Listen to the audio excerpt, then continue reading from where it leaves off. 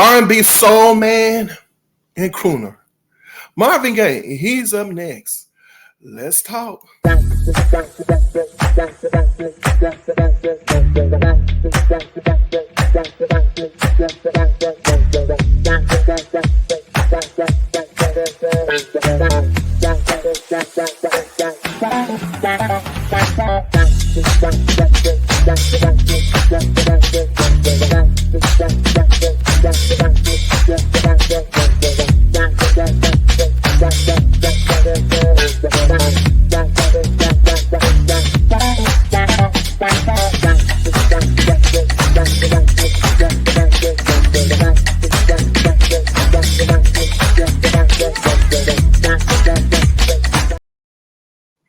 What's up, everybody? How you doing? Welcome back over here to my channel, Pepe's Point of View, and I'm your host. I'm your R&B historian, Pepe, and I want to welcome you new viewers, you returning viewers, and you subscribers. Thank you guys so much for all of your support. I appreciate it. And if you are a returning viewer and you keep returning over and over and over again, hey, I think it's only appropriate to say, hey, go ahead on and hit that subscribe button.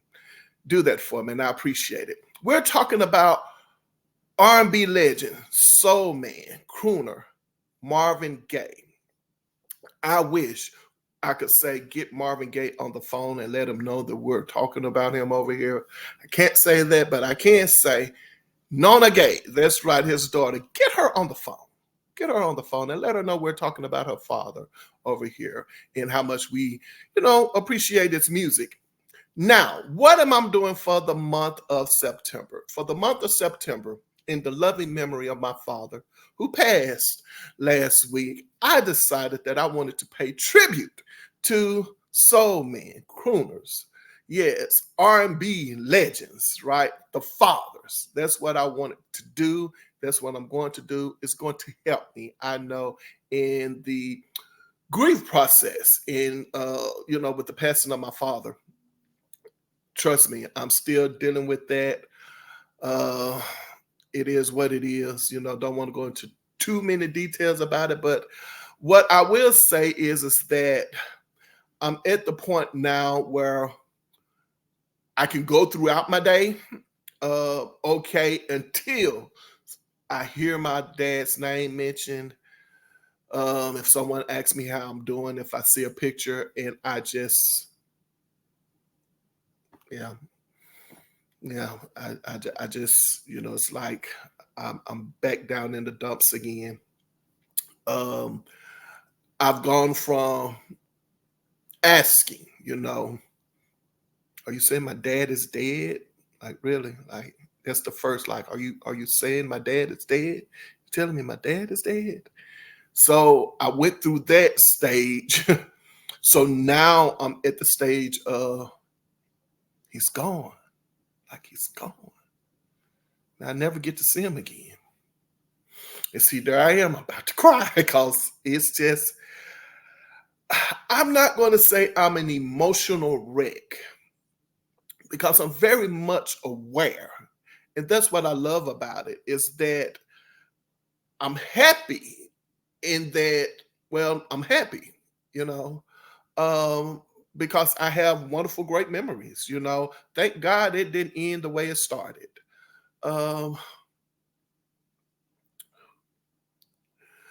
But the sad part about it is that he's gone, and so I leave that with you without going into, like I said, details. Purposely, I have been staying away from people intentionally.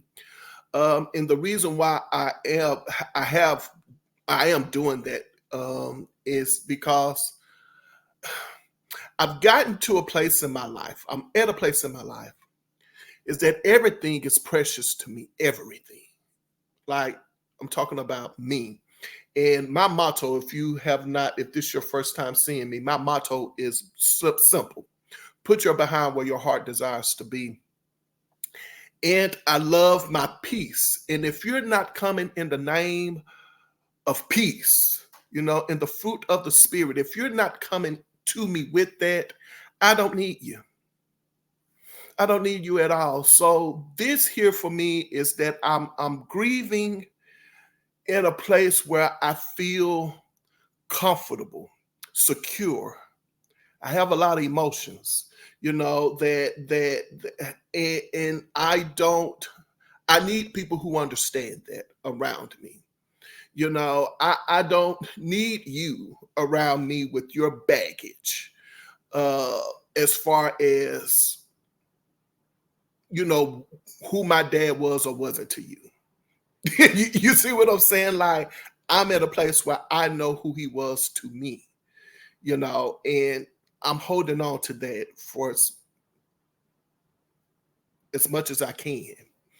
I'm holding on to that, right? That's why I said everything. And it's not to say I don't want to hear the negative. If people have negative things, it's not so much that, as much as it is that, again, if you're not coming to me in that name, if you're not coming to me in the name of my Lord and Savior, if you're not coming to me in the fruit of the Spirit, if you're not coming to me, understanding, that He is my Father, then I don't need it. Do you see what I'm saying? And so that's what I'm holding on to. And I know that I have peace and I've matured, because it's kind of like I don't need to explain it to anyone. Yeah, I don't. So I'm going to allow myself to grieve through this process, and it is what it is. It's nothing but love, right? It's nothing but love. I've had enough hate in my life.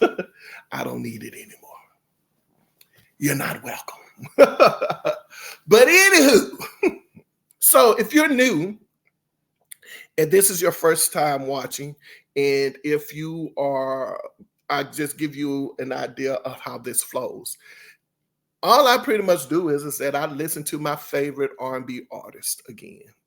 I do focus on R&B divas mostly. That's what I love. I love my R&B divas, but I love music in general.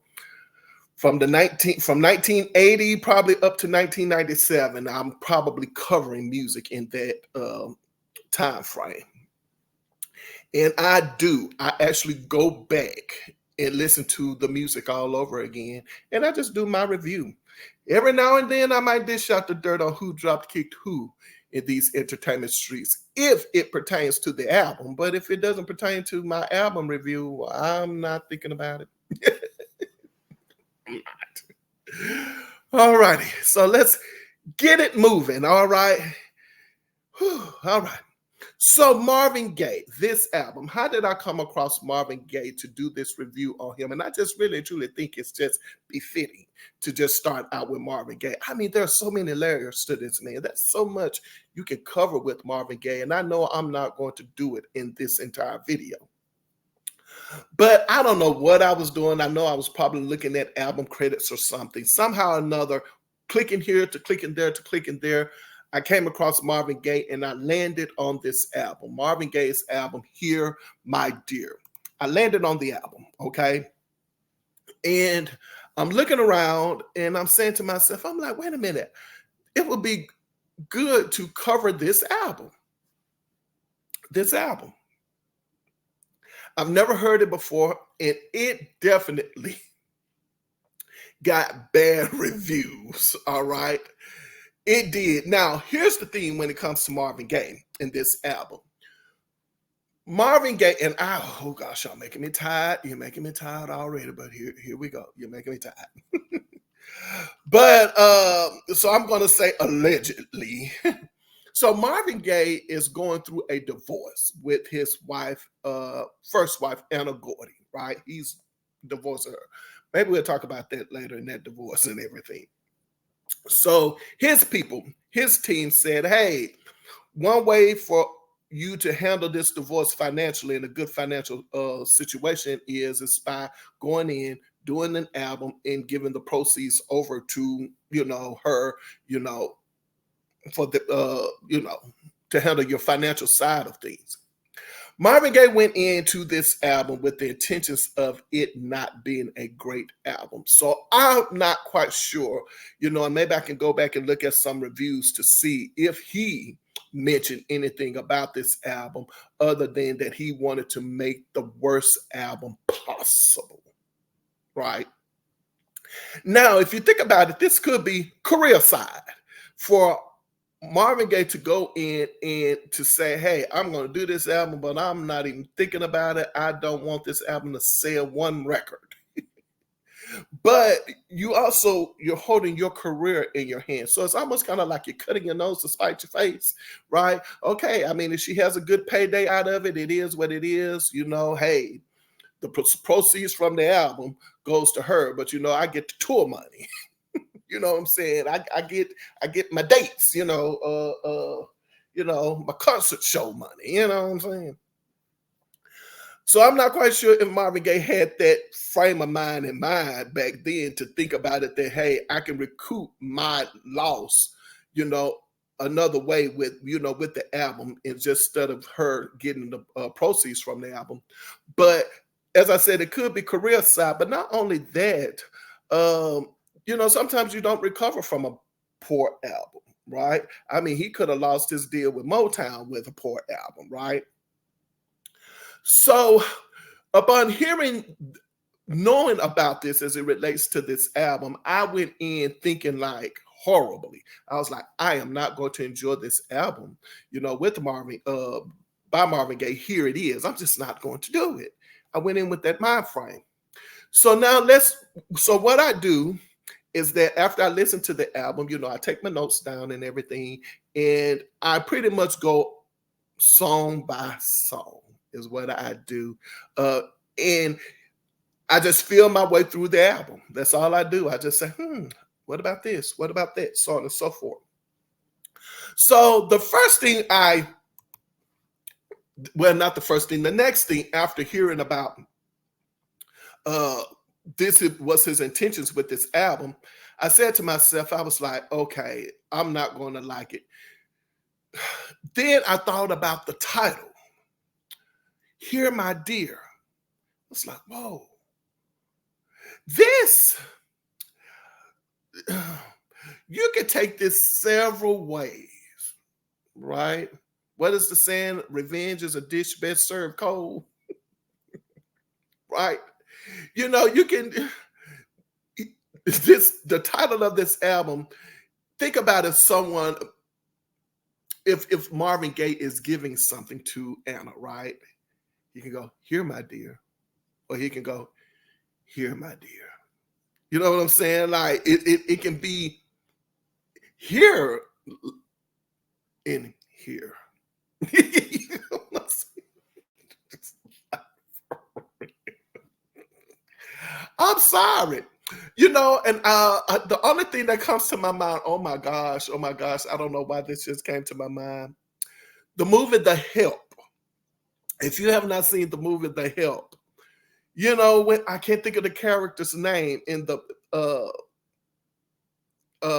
movie, but when she, makes the pie,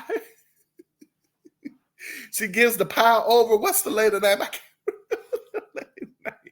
But she gives the pie. She makes the pie. We know what's in the pie, right? There's some things in that pie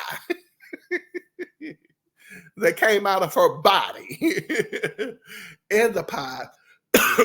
And she was like, here it is. Now, here it is. You see what I'm saying? So it's kind of like one of those things. It's almost, like Marvin Gaye is giving over to Anna something that it's yeah. Which then you have to go into it now with the mind frame of what is he talking about in this album, right? All right, so Here My Dear, the first song, okay? Now, when I'm thinking about Marvin Gaye in this album, in the first song, it's like, hey, I'm dedicating this album to you, but I am not happy at all. And then when I think about it too, I also think about this album for those of you who are not from the South, okay? If you're not from the South, you probably have not heard of a genre of music called uh, the Southern soul music, all right? Look that up, Southern soul artists, okay? So I'm giving a shout out to them and I'm promoting those artists. Think about blues, okay? Blues. ZZ Hill, Tyrone Davis, Millie Jackson, Denise LaSalle, like the, on and on and on and on. All right. Think about the blues, okay? But then there's a genre of music, of blues music called Southern Soul. When I heard, as I'm listening to the first song, Hear My Dear, I'm thinking about Southern soul music. I'm thinking about like how this music, this album could be an album, or this song rather could be a song that I would hear pulling up over to my parents' house. And, you know, my mom and dad, they're, you know, under the tree listening to music, and it would be a song like Hear My Dear, or an album such as Hear My Dear. So look that up. All right. So that's the first thing I thought about. I was like, oh, this here is that kind of music. And I like it and I don't like it. I'm talking about Southern soul. It just depends. And maybe I'll talk about that later. But Southern soul. So that's what I'm thinking about. Okay. And usually what happens for me when I am covering a particular artist, I am then thinking about who does this artist sound like? What does this production sound like? Is it similar to anything that I've ever heard before? Well, this album was released in 1978. So at this moment in time, I have nothing to compare this album to. Nothing, not Marvin Gaye or anything with this first song other than Southern Soul. But we know Southern Soul, you know, is a new genre of music, okay? So definitely Southern Soul wasn't happening at the time, right? So that's where I am. All right, moving right along. But the thing that I'm finding out about this album is that, remember, I want you to keep in mind, remember who Marvin Gaye is. Marvin Gaye is a musical genius. Do you understand what I'm saying? Like, he's legendary.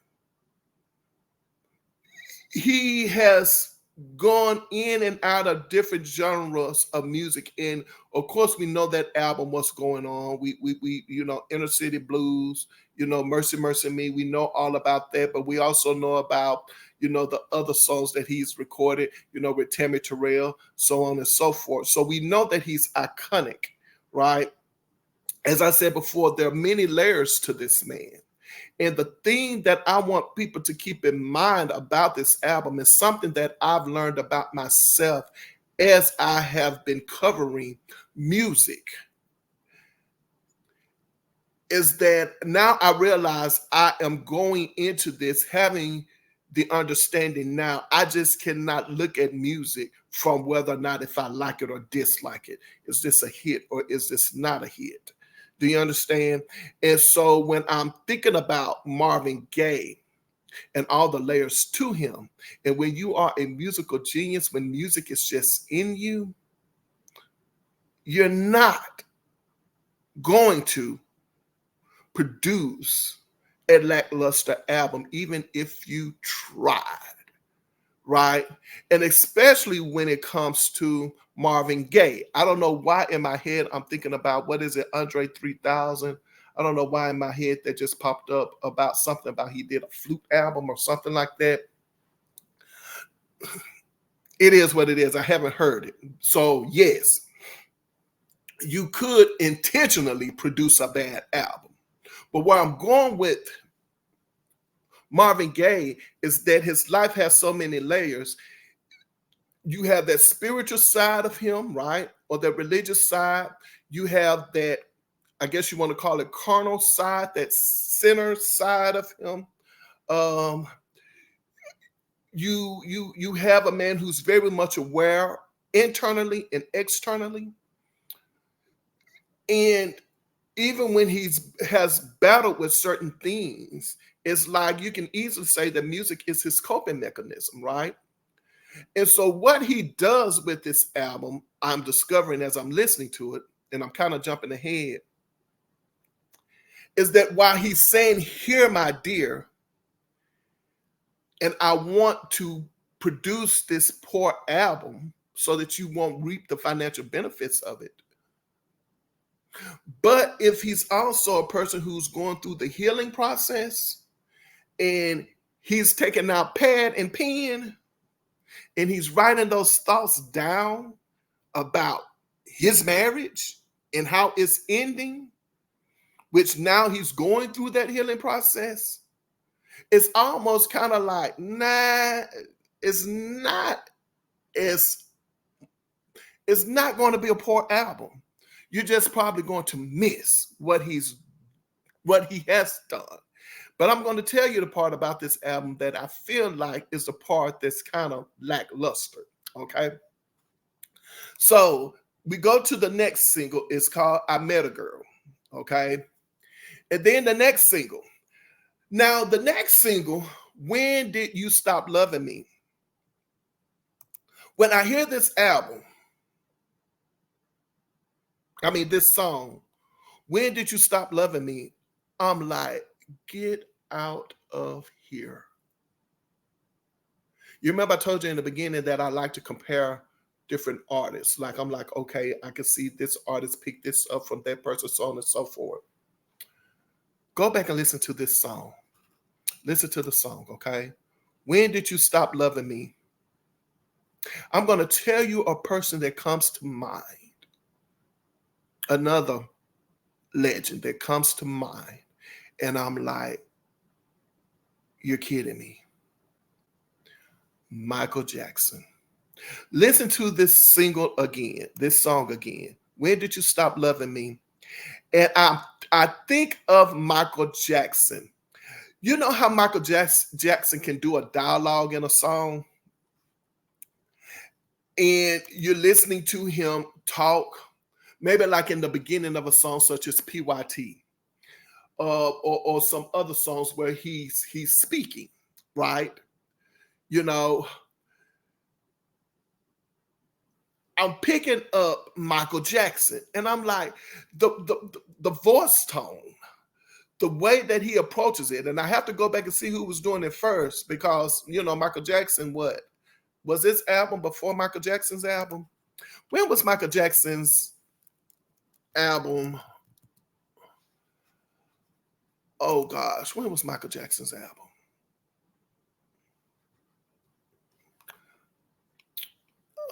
I don't know why I'm thinking "Off the Wall." Just bear with me. Yep, that's it. "Off the Wall." So "Off the Wall" was 1979. So if "Off the Wall" is in 1979, Marvin Gaye's album is in 1978. So I'm willing to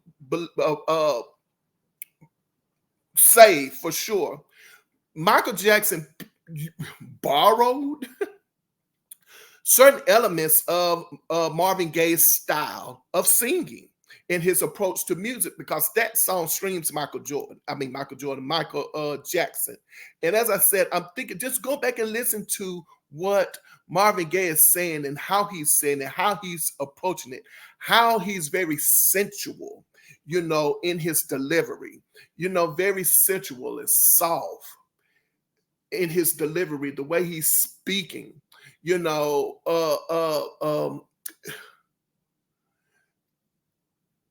I've covered Michael Jackson's album "Invincible." I was been listening to that.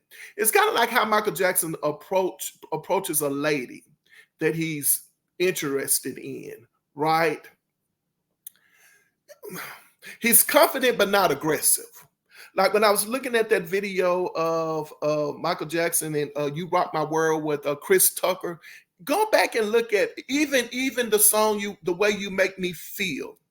Somehow or another, I'm going to say that Michael Jordan. Why am I talking about Michael Jordan? Michael Jackson took that from Marvin Gaye. I do. His approach to, you know, like I said, how he approached women in his music. I'm going to say in his music, right? Because, like I said, it's confident but not aggressive. It's sensual. It's a little bit. You got to be mindful of the words you use over here on YouTube. It's sexual, but not in that way, right?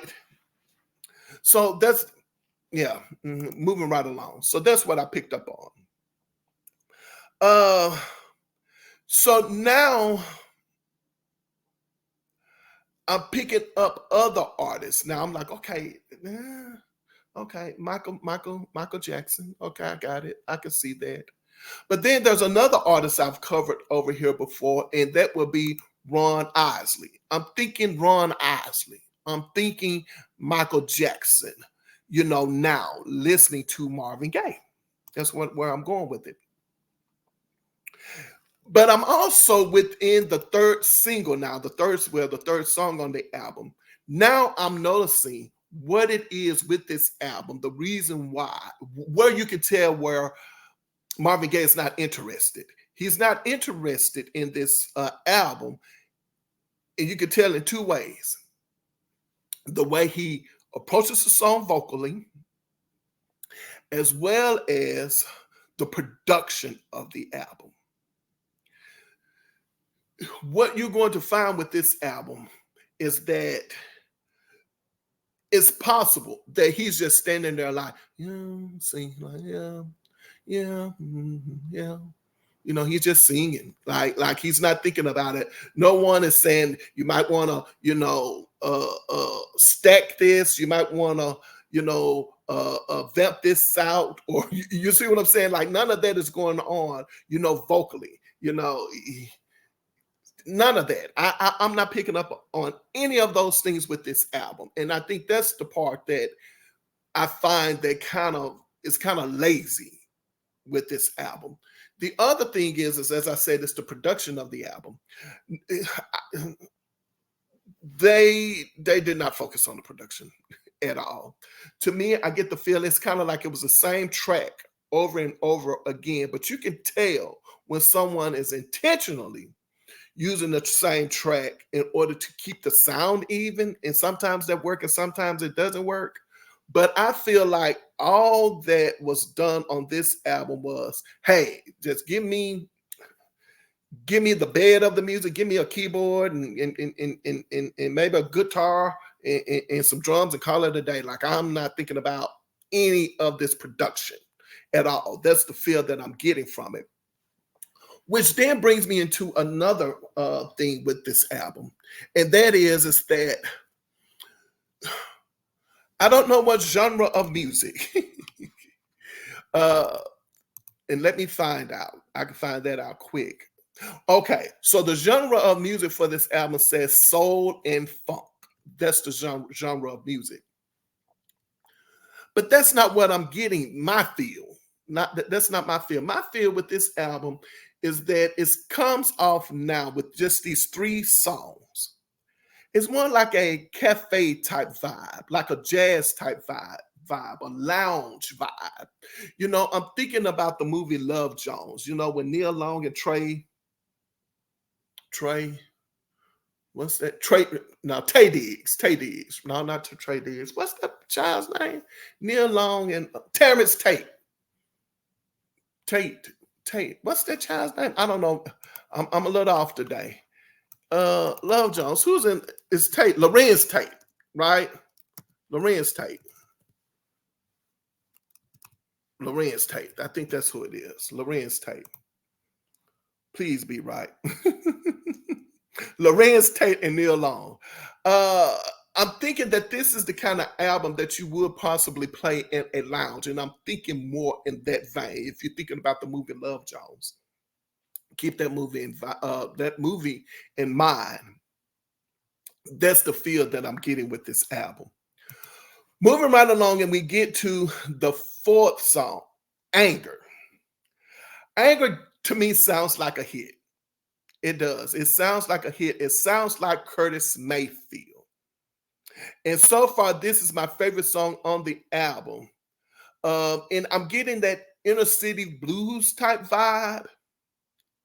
And after hearing Anger, I think now the album is probably trying to pick up a little steam. Like, I am looking forward to hearing the next single. After hearing Anger, I'm like, okay, this album could possibly be promising, when I hear Anger. Then the next song, Is That Enough? This is a Maxwell song. It's a Maxwell song. I'm wondering how Maxwell would approach this song. Is That Enough? I'm getting that Maxwell vibe here. And I want to say at this moment in time, Marvin Gaye is definitely in his zone with it. As far as, I'm going back to when I say, when you are a musical genius and you write, you writing this song as a diary about you divorcing your wife and how you feel about that, and all the things that's going on. I'm not going to cover all the details. Just go in and read the lyrics yourself, and you'll get an idea of what he's saying, about Anna, right? No need to go there.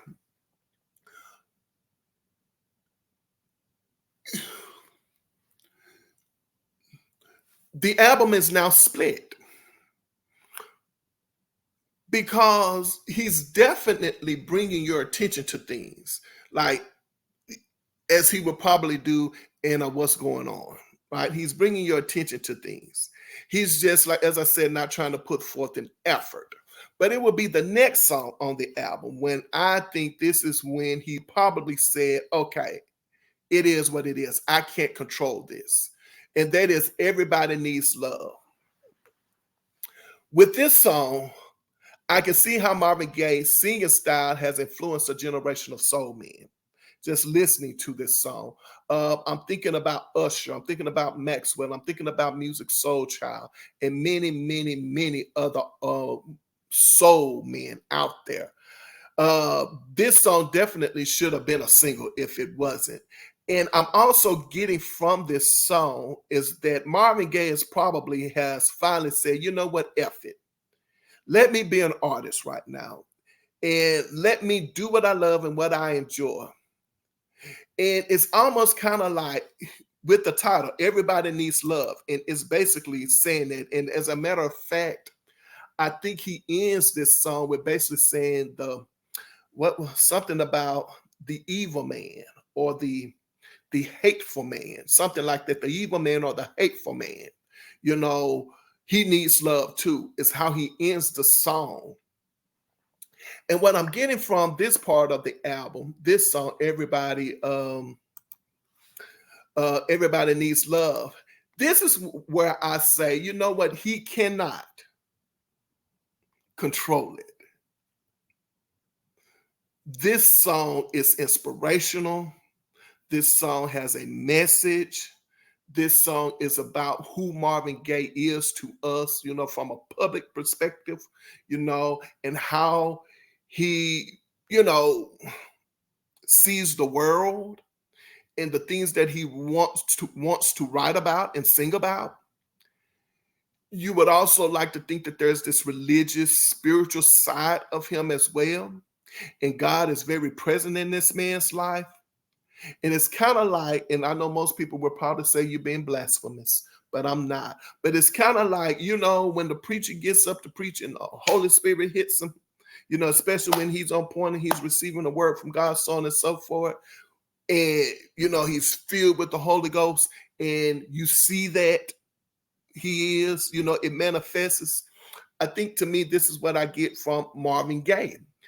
I can see Marvin Gaye there singing this song, and it's like, wait a minute, this thing has turned on. It's who I am. I can't turn it off right now, even if I tried. There's a message here, and I need to let this one flow. And for me, I think that this is probably one of the best performances on this album. I do, hands down, in my opinion. And as I said, he wants to heal the world, and like I said, and it's ministry to him. And then you go over to the next song, a song called Time to Get It Together. I love it. It's an up-tempo song. And then you get to a song like Sparrow. And that's when I'm definitely thinking about the cafe vibe. This is when I think of the cafe vibe. When I get to the song Sparrow, I'm like, okay, I feel this cafe vibe happening. I can see this album being played like kind of like in a lounge format, right? And then you have the song A Funky Space Reincarnation. Now, let's talk about Tyrese for a minute. This would probably be a song that Tyrese probably should try to tackle when it comes to Marvin Gaye. I felt a lot of Tyrese here in this song. I never paid attention to Tyrese's voice to see if he can cross over into the style of singing, falsetto style of singing like Marvin Gaye. But there is that part of Marvin Gaye's singing style that he can turn on and turn off. I feel that he can get very aggressive. Like, I think about, Marvin Gaye is not Pride and Joy, is he? Is he Pride and Joy? Did Marvin Gaye sing that? Let me make sure. Sometimes I hit the bullseye and sometimes I don't. But I think he's Pride and Joy, right? I think Marvin Gaye's song is Pride and Joy. So when I hear a song like Pride and Joy, when I hear a song like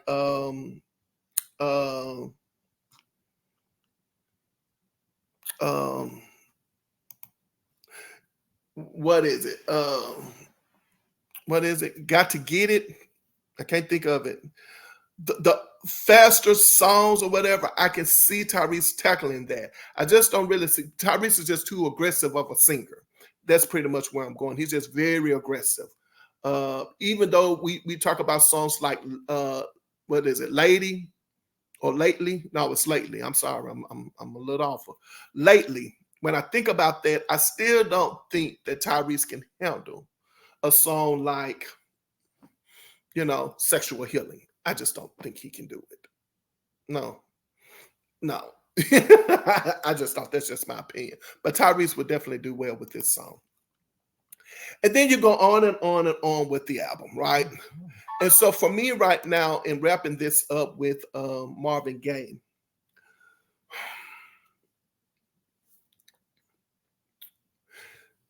this album is one that probably didn't produce the hits that we would want out of him. But yet at the same time, this is not an album I would say that's only for his core audience either, though, right? Do you see where I'm going? This album, I feel like, is just as important of an album as what's going on, right? Because with what's going on, he's talking about the world, right? In what he's seeing. But here, my dear, he's talking about what he's experiencing in this divorce, right? And how he sees it, what he's feeling about it. So on and so forth. So there's definitely a message that's there that we probably need to, embrace in Marvin Gaye's catalog. I just do. It's not a bad album at all. It's not. It has its high points. It does. And I think that it should definitely be right there with a What's Going On album. It definitely needs to be. Now, as far as Anna Gordy Gaye is concerned, she might not be happy about that. You know what I'm saying? Because it's about her, you know. So she's probably not happy. Speaking of which, who is Nona's mother? Nona Gaye. That's interesting. Who is her mother? I don't know.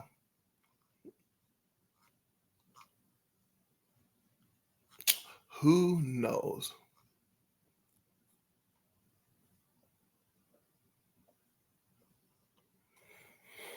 Is it his second wife? Who knows? It is what it is. I don't think it's Anna. I don't think it's Anna Gaye. So it must be the wife after Marvin. I mean, after the divorce. It has to be. I don't know. So it is what it is. We're moving right along because I don't know, which one is her mother. She probably is not, in the industry. So thank you guys so much for tuning in over here as I talk to you guys about Marvin Gaye's album. Did the review for what's for Here, My Dear. Definitely is a great album. If you made it this far in my commentary, I think it's only appropriate for me to ask you guys. Yes, definitely ask you guys that, hey, go ahead on and hit the like button, the share button, leave comments, so on and so forth. Hey, hang out with me, if you will. I appreciate that. Also, my motto over here is simple. Put your behind where your heart desires to be. And whenever I leave my mother's presence, she always says to me, she says, baby, remember, I love you, but God loves you best. I love you guys out there. And until then, I look forward to seeing you next video. Take care of yourselves out there.